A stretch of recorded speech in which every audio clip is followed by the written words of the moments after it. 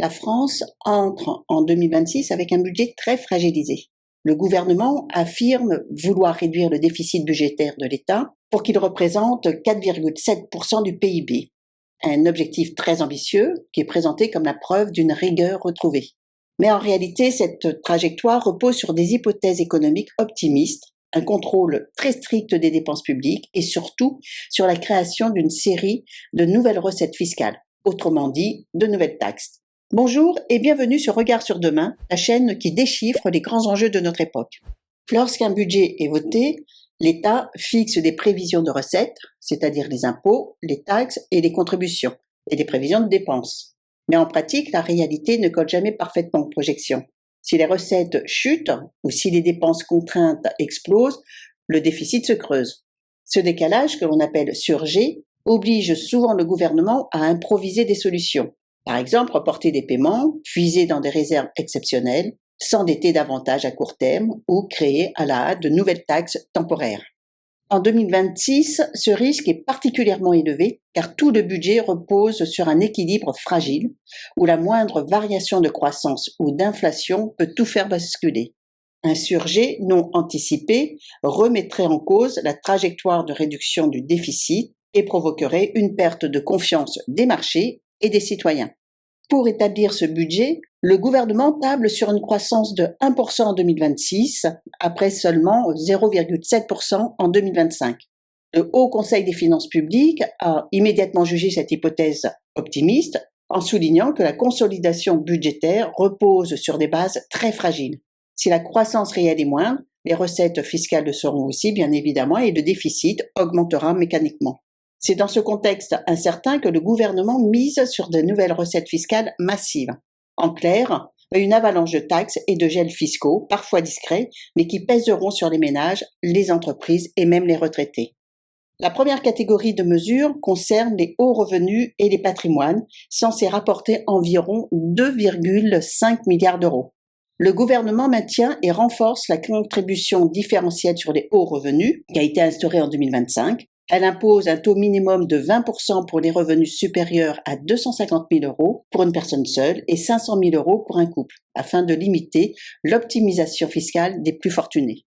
S'ajoute à cela une nouvelle taxe sur les holdings patrimoniales qui cible les structures qui sont utilisées pour conserver des revenus financiers non distribués et souvent faiblement imposés. Entre 4 000 et 30 000 ménages fortunés seraient concernés, pour un rendement estimé entre 1 et 1,5 milliard d'euros. Viennent ensuite les grandes entreprises, avec une surtaxe exceptionnelle sur leurs bénéfices. Déjà instaurée en 2025, elle est prolongée pour 2026, mais avec des taux réduits. 10,3% pour les entreprises dont le chiffre d'affaires est compris entre 1 et 3 milliards d'euros, et 20,6% au-delà. Alors cette mesure concernera environ 400 entreprises et rapporterait, selon l'État, 4 milliards d'euros. Le gouvernement introduit aussi un gel du barème de l'impôt sur le revenu, sans revalorisation pour 2026, alors que l'inflation est prévue à 1,3%. La conséquence est que 200 000 foyers supplémentaires deviendront imposables, et tous ceux dont les salaires augmentent paieront plus d'impôts. Ce simple gel rapportera près de 2 milliards d'euros à l'État. Le même principe s'applique au barème de la CSG, qui est également gelé, pour contribuer qu'à hauteur de 2,2 milliards d'euros de recettes supplémentaires. Autre levier, la suppression de nombreuses niches fiscales pour un montant proche de 5 milliards d'euros. 23 dispositifs sont purement et simplement supprimés. Et parmi eux, nous avons la réduction d'impôts pour frais de scolarité, qui touchait plus de 4,5 millions de familles, la déductibilité des indemnités journalières pour affectation de longue durée, les exonérations liées à la Légion d'honneur, à la médaille militaire ou à la médaille du travail. Et les retraités sont également visés. L'abattement de 10% sur les pensions disparaît progressivement et elle est remplacée par un abattement forfaitaire de 2 000 euros par foyer. Alors cette mesure pèse surtout sur les retraités les plus aisés, mais réduit globalement les avantages dont bénéficiaient les seniors. Et autre nouveauté, une taxe de 2 euros sur les petits colis importés hors Union européenne, d'une valeur inférieure à 150 euros. L'objectif affiché est de viser les plateformes chinoises comme Shein, Temu ou AliExpress. En 2024, plus de 775 millions d'articles ont été concernés. Alors, selon les estimations de l'État, cette taxe pourrait rapporter entre 500 millions et 1,6 milliard d'euros. Le secteur du vapotage est lui aussi mis à contribution. Une taxe sur les e-liquides est instaurée, c'est-à-dire 0,03 € par millilitre pour les produits faiblement dosés et 0,05 € pour ceux qui dépassent 5 mg de nicotine. Tous les produits sont concernés, y compris les arômes et les bases neutres. Et en parallèle, la vente en ligne sera interdite. Elle sera réservée uniquement aux buralistes ou établissements agréés avec apposition de timbres fiscaux. Cette taxe ne rapportera que 100 millions d'euros, mais elle illustre la logique du budget, taxer tout ce qui peut l'être.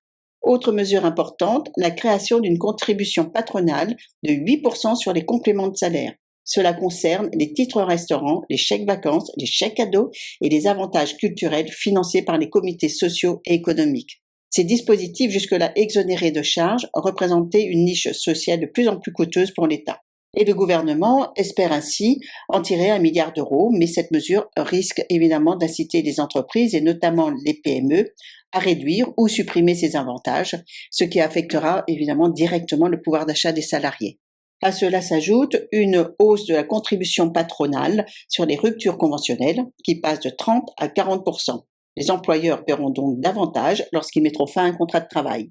Alors le budget de 2026 introduit également plusieurs micro-taxes sectorielles. Par exemple, une taxe sur le transport de marchandises, une éco-contribution sur les petits colis, une hausse de la taxe sur le cinéma et le streaming, une nouvelle taxe sur les bateaux de plaisance, le doublement de la taxe sur les panneaux solaires anciens et une fiscalité renforcée sur l'éthanol E85.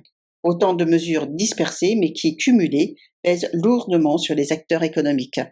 Enfin, le gouvernement met fin à certaines exonérations de cotisations sociales, notamment pour les apprentis, et renforce la lutte contre la fraude fiscale avec un objectif de récupération de 1,5 milliard d'euros.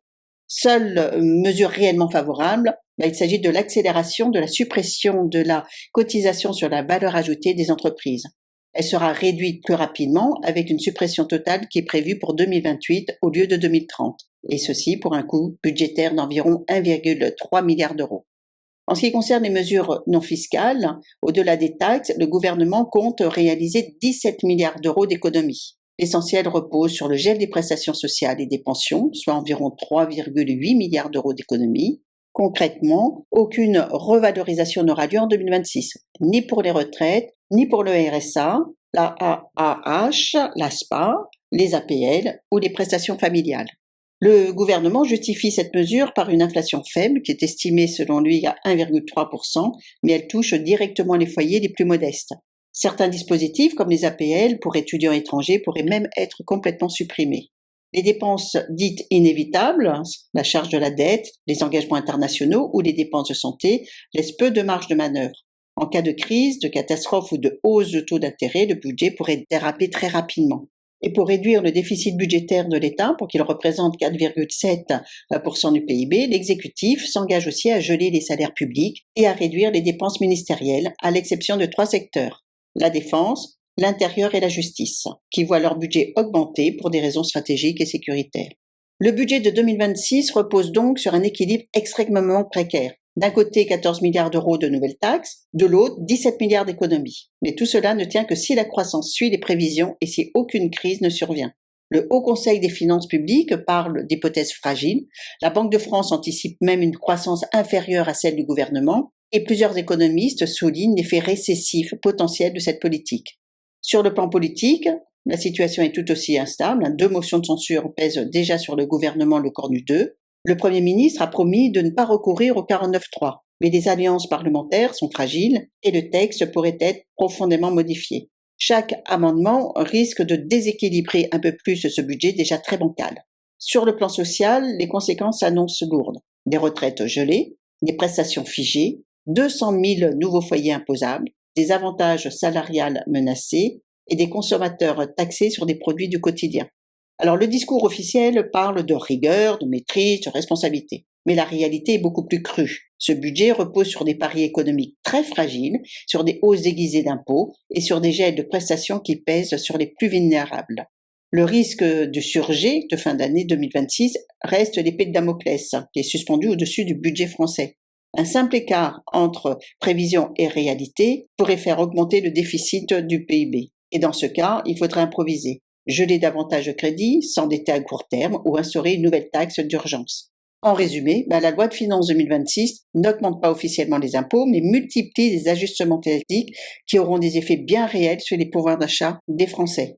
C'est un budget qui, sous couvert de stabilité, révèle une vérité dérangeante, celle d'un État à courte marge, obligé de puiser toujours plus dans la poche de ceux qui n'ont plus grand-chose à donner.